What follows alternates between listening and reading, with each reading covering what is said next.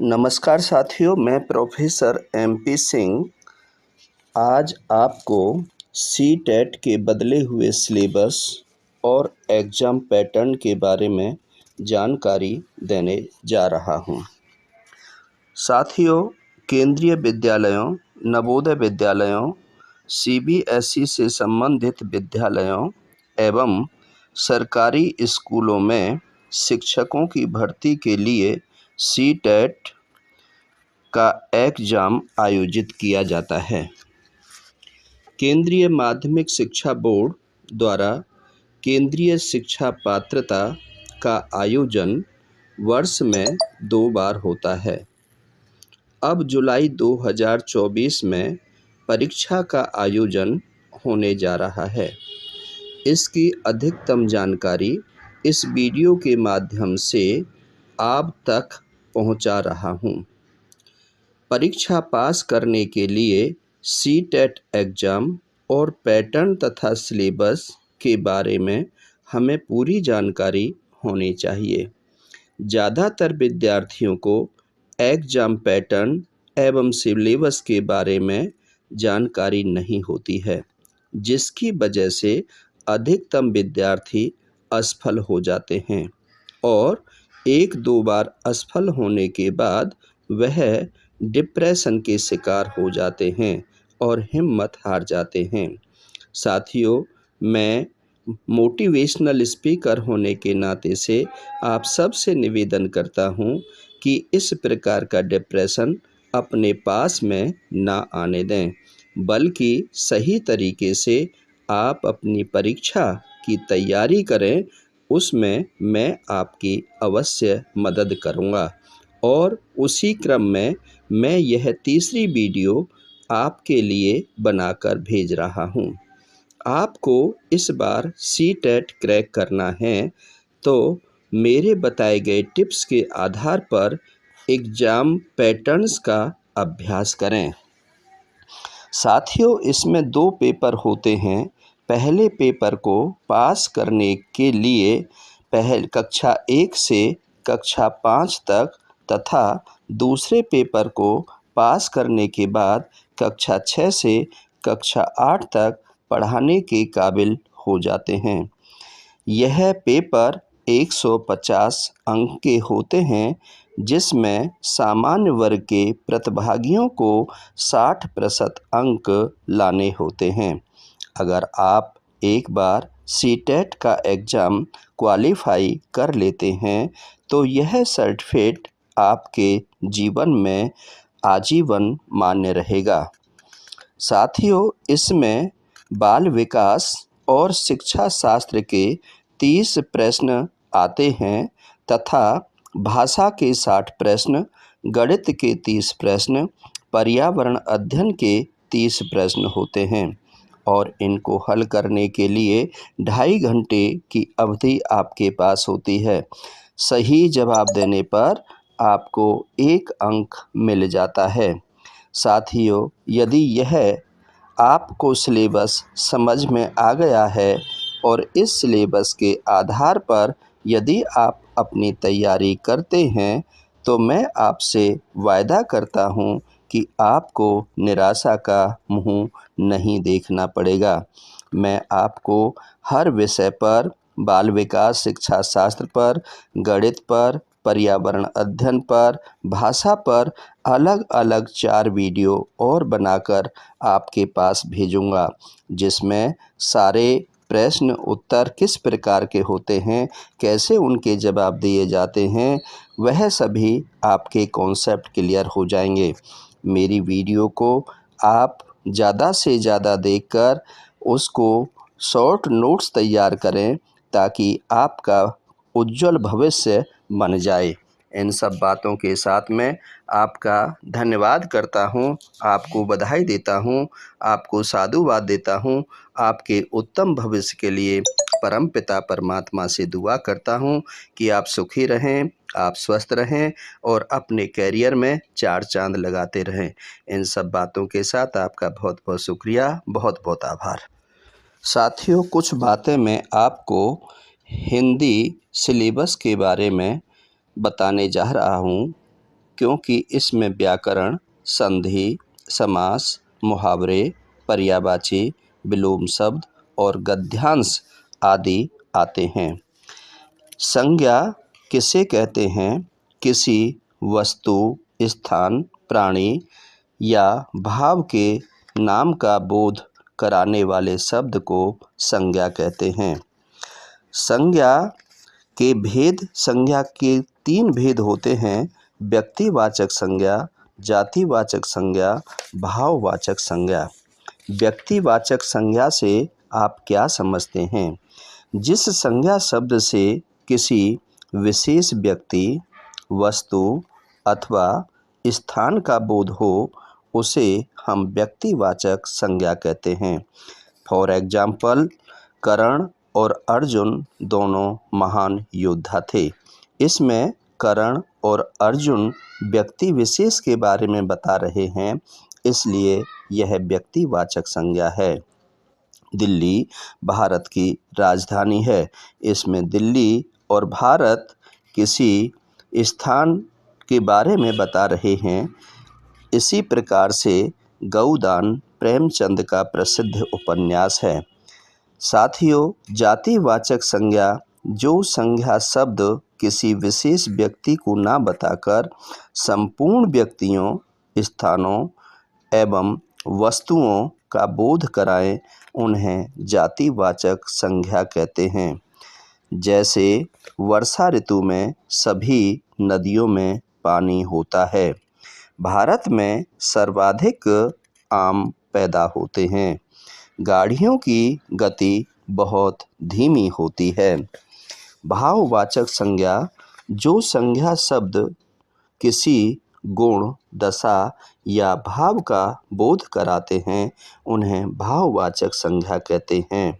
जैसे गर्मी में प्यास से हर कोई बेहाल हो जाता है। बुढ़ापा सदैव कष्टदायक होता है। गुलाब की सुंदरता अद्भुत होती है। समुदायवाचक संज्ञा जिस संज्ञा शब्द से समूह या समुदाय का बोध होता है, उसे हम समुदायवाचक संज्ञा कहते हैं। जैसे कक्षा में 40 बच्चे हैं। सड़क पर भीड़ प्रदर्शन कर रही है। मोहन के परिवार में 3 सदस्य हैं। द्रव्यवाचक संज्ञा जिन संज्ञा शब्दों से किसी द्रव्य, पदार्थ या धातु का बोध होता है, उसे हम द्रव्यवाचक संज्ञा कहते हैं। जैसे सोना, तेल, गेहूँ इत्यादि। एग्जाम्पल, आजकल दूध बहुत महंगा हो गया है। घी में गिरावट का काम जोरों पर है। और बंगाल में चावल बहुत ज़्यादा मात्रा में पैदा हो रहा है। इसी प्रकार से सर्वनाम के बारे में बताने जा रहा हूँ। जो शब्द संज्ञा के स्थान पर प्रयुक्त होते हैं, उन्हें सर्वनाम कहते हैं। सर्वनाम के भेद: पुरुषवाचक सर्वनाम, निश्चयवाचक सर्वनाम, अनिश्चयवाचक सर्वनाम, संबंधवाचक सर्वनाम, प्रश्नवाचक सर्वनाम, निजवाचक सर्वनाम। पुरुषवाचक सर्वनाम, इसमें जो सर्वनाम शब्द बोलने वाले, सुनने वाले अथवा जिसके बारे में कुछ कहा जाए उसके लिए प्रयुक्त हों, उन्हें हम पुरुषवाचक सर्वनाम कहते हैं। जैसे रवि कहने लगा, तुमने रेखा के भाई को अखबार नहीं पढ़ने दिया है।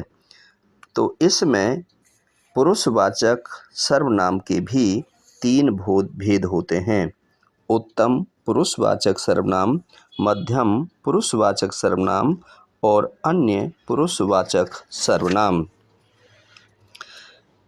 निश्चयवाचक सर्वनाम जो सर्वनाम शब्द किसी पास या दूर की वस्तु या व्यक्ति की ओर निश्चयपूर्वक संकेत करते हैं, उन्हें हम निश्चयवाचक सर्वनाम कहते हैं। जैसे यह, वह, वे, ये इत्यादि। अनिश्चयवाचक सर्वनाम जो सर्वनाम किसी निश्चित व्यक्ति या वस्तु की ओर संकेत करते हैं उन्हें हम निश्चयवाचक सर्वनाम कहते हैं, जैसे कोई, कुछ, किसी को इत्यादि। संबंधवाचक सर्वनाम: जो सर्वनाम शब्द वाक्य में किसी दूसरे सर्वनाम से संबंध रखता है उसे हम संबंधवाचक सर्वनाम कहते हैं, जैसे जो, सो, जिसने, उससे।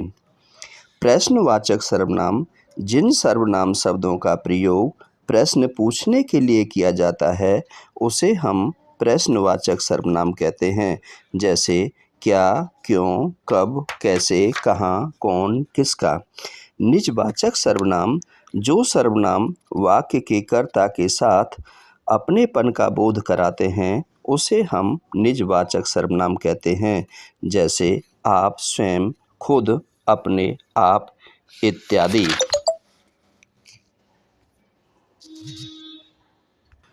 विशेषण से आप क्या समझते हो?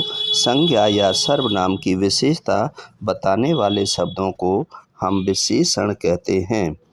विशेषण शब्द जिस संज्ञा या सर्वनाम की विशेषता बताते हैं उसे हम विशेष्य कहते हैं, जैसे हरीश ताजे फल लाया है।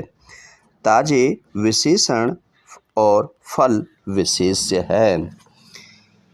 गुणवाचक विशेषण: जो विशेषण किसी विशेष के गुण, दोष, रंग, स्वाद, स्थान आदि का बोध कराए उसे गुणवाचक विशेषण कहते हैं, जैसे वह अच्छा लड़का है, तुमने हरी कमीज पहन रखी है, आम मीठा है, यह इमारत गोल है। संख्यावाचक विशेषण: विशेष की संख्या एवं गणना का बोध कराने वाले विशेषणों को संख्यावाचक विशेषण कहते हैं, जैसे कक्षा में 50 विद्यार्थी हैं। निश्चित संख्यावाचक विशेषण: वे विशेषण जो विशेष की निश्चित संख्या का बोध कराते हैं उन्हें निश्चित संख्यावाचक विशेषण कहते हैं, जैसे उत्सव में 300 लोग उपस्थित थे। अनिश्चित संख्यावाचक विशेषण: जो विशेषण शब्द विशेष की निश्चित संख्या का बोध नहीं कराते हैं उन्हें अनिश्चित संख्यावाचक विशेषण कहते हैं, जैसे 2-4 आदमी बुला लो। परिमाणवाचक विशेषण: जो वस्तुओं के माप तोल का बोध कराते हैं उन्हें परिमाणवाचक विशेषण कहते हैं, जैसे रेगिस्तान में कम वर्षा होती है।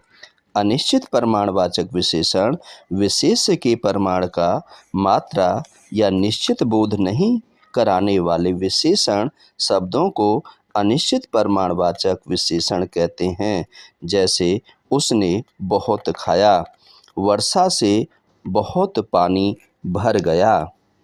सर्वनामिक एवं संकेतवाचक विशेषण: जब सर्वनाम शब्द संज्ञा के आगे विशेषण के रूप में प्रयुक्त होते हैं तो उन्हें सर्वनामिक या संकेतवाचक विशेषण कहते हैं, जैसे कोई सज्जन घर पर आए हैं, क्या यह पेन तुम्हारा है। परिमाणवाचक एवं संख्यावाचक विशेषणों में क्या अंतर होता है? परिमाणवाचक विशेषण जैसे कुछ सब्जी बना देना, संख्यावाचक विशेषण जैसे कुछ पुस्तकें दे देना। उक्त उदाहरणों से आपको समझ में आ रहा होगा कि विशेषण क्या होते हैं और सर्वनाम क्या होते हैं। मुहावरे और लोकोक्तियों से आप क्या समझते हैं? जब कोई वाक्य या वाक्यांश अपने सामान्य अर्थ को छोड़कर किसी विशेष अर्थ को प्रकट करता है तो उसे मुहावरा कहते हैं, जैसे अंगूठा दिखाना, स्पष्ट इनकार कर देना। जब मैंने कठिनाई के समय उससे सहायता मांगी तो उसने मुझे अंगूठा दिखा दिया। अंग अंग ढीला होना, बहुत थक जाना। मैं सुबह से भाग दौड़ कर रहा था, अतः मेरा अंग अंग ढीला हो गया। अपना सा मुंह लेकर रह जाना, शर्मिंदा होना। झूठ पकड़े जाने पर वह अपना सा मुंह लेकर रह गया। अपना उल्लू सीधा करना, अपना मतलब निकालना। उसने तुम जैसे अमीर लड़के से इसलिए दोस्ती की है जिससे वह अपना उल्लू सीधा कर सके। अपने पाँवों पर आप कुल्हाड़ी मारना, अपना नुकसान खुद करना। तुमने यह नौकरी छोड़कर अपने पाँव पर आप कुल्हाड़ी मारी है। अपने मुँह मियाँ मिट्ठू बनना, अपनी प्रशंसा स्वयं करना। उसे किसी और के गुण तो दिखाई नहीं देते, बस सदा अपने मुँह मियाँ मिट्ठू बनता रहता है। अकल पर पत्थर पड़ना, बुद्धि से काम लेना। मैंने अपने भाई से झगड़ा किया, मेरी अकल पर पत्थर पड़ गए। आँखों में धूल झोंकना, धोखा देना। जेब कतरा सबकी आँखों में धूल झोंककर गायब हो गया। आँखें खुलना, होश में आना। अब किसान जमींदारों की बातों में नहीं आते, अब तो उनकी आँखें खुल गई हैं।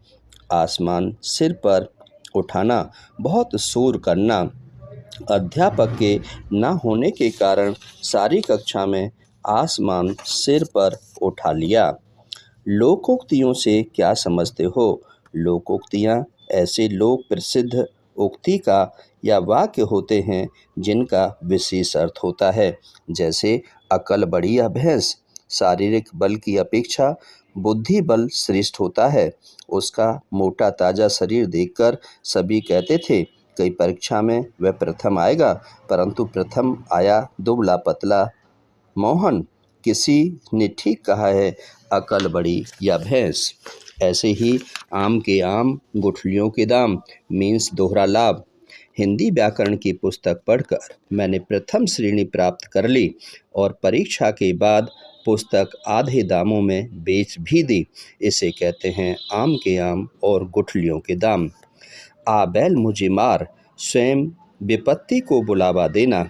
चारों ओर आतंकवादियों का डर फैला हुआ है और तुम रात में अकेले घूम रहे हो। तुम तो वही बात कर रहे हो कि आ बैल मुझे मार।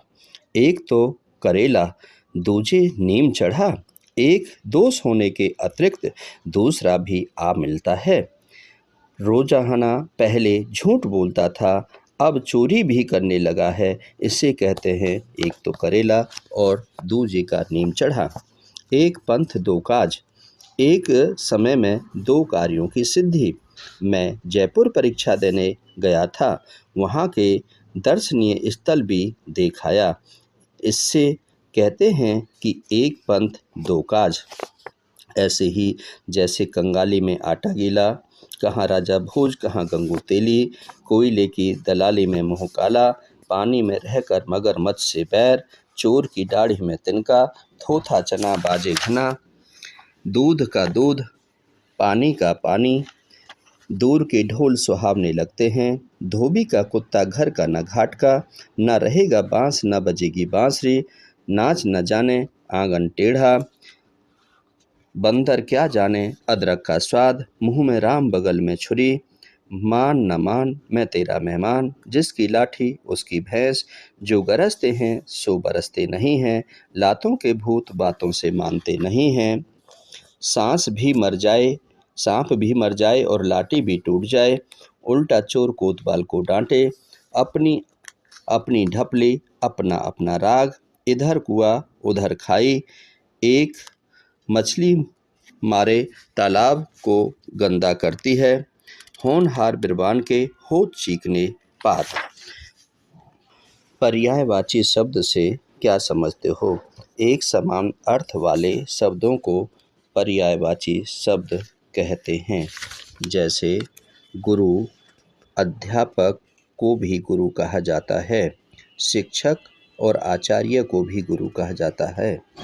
इसी प्रकार से इच्छा, आकांक्षा, अभिलाषा, कामना, लालसा, इनको भी इच्छा कहते हैं। अनेकार्थक शब्दों से क्या समझते हो? किसी एक शब्द के अनेक अर्थ जब प्रकट होते हैं तो उन्हें अनेकार्थक शब्द कहते हैं। जैसे गुण को हम कौशल, शील, स्वभाव आदि भी कह सकते हैं। वन, बादल, घना आदि, विधि, कानून, रीति, बल, समूह, सेना, पत्ता, लक्ष्मी, कमला, शोभा, सौंदर्य, धन, वैभव, शून्य, बिंदु, अभाव, खाली आदि कहा जा सकता है। इसी प्रकार से हर शब्दों के प्रयोग से लेखन में संक्षिप्तता आती है तथा लेखन प्रभावी बन जाता है। जैसे जो कहा न जा सके अकथनीय, जिस पर मुकदमा चल रहा हो अभियुक्त, जिसकी आयु छोटी हो अल्पायु, जो बिना वेतन काम करे अवैतनिक, ऊपर कहा गया उपर्युक्त, दूसरों पर उपकार करने वाला उपकारी, वस्तु खरीदने वाला क्रेता, जानने की इच्छा रखने वाला जिज्ञासु, जो रात्रि में घूमता हो निशाचर, किसी कार्य में निपुण होने वाला पारंगत, जिसके समान कोई दूसरा ना हो अद्वितीय। विलोम शब्दों से क्या समझते हो? किसी शब्द अथवा वाक्य के विपरीत अर्थात उल्टे रूप को विलोम या विपरीतार्थक शब्द कहते हैं। जैसे अपना का पराया, अर्थ का अनर्थ, अथ का इति, आकर्षण का विकर्षण, राग द्वेष, अल्पायु दीर्घायु, निर्माण विनाश, चर अचर, जटिल सरल, अनिवार्य ऐच्छिक, कृतज्ञ कृतघ्न, संधि विग्रह, सगुण निर्गुण, उदार। इस वीडियो में मैंने काफ़ी टॉपिक को कवर किया है। इसका बार बार अभ्यास करें। नेक्स्ट वीडियो का इंतज़ार करें। जो बचे हुए टॉपिक हैं उनमें पूर्ण विश्लेषण करके आपके पास तक भेजूँगा। धन्यवाद।